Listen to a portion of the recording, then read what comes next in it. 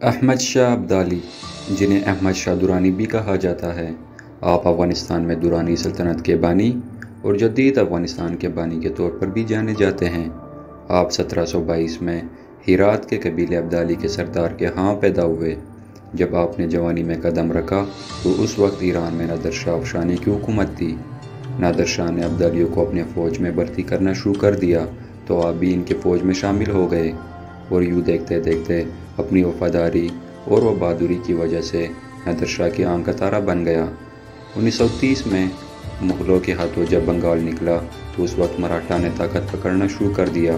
1739 میں نادر شاہ نے مغل سلطنت پر حملہ کر دیا، جن میں مغل بادشاہ کو شکست ہوئی اور نادر شاہ نے دہلی کی گلیوں کو خون سے رنگ دیا۔ اس جنگ میں احمد شاہ ابدالی بھی ایک کمانڈر کی حیثیت سے شامل تھے۔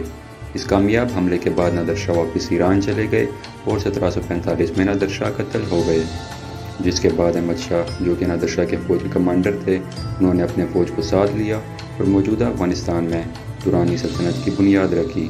احمد شاہ ابدالی نے پنجاب میں موجود سکھوں پر حملہ کر دیا اور ان سے سندھ کا علاقہ چھین لیا۔ اس دوران ہندوستان میں مغلیہ سلطنت سمٹ کر صرف دہلی تک رہ گئی اور مراٹھا آئے دن مسلمانوں پر ظالمانہ حملے کیے جا رہے تھے۔ تو اس وقت کے مغل شہنشاہ عالمگیر نے احمد شاہ ابدالی کو مدد کے لیے خط لکھ دیا۔ پھر کیا ہونا تھا؟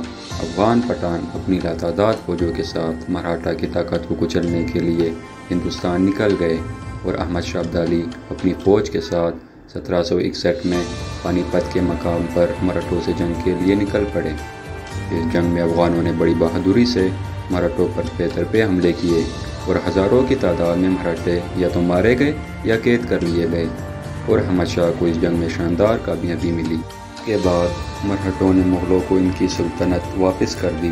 اس فتح کے بعد 16 اکتوبر 1772 میں احمد شاہ ابدالی کا انتقال ہو گیا، اور یوں عالم اسلام ایک بہترین لیڈر سے محروم ہو گیا۔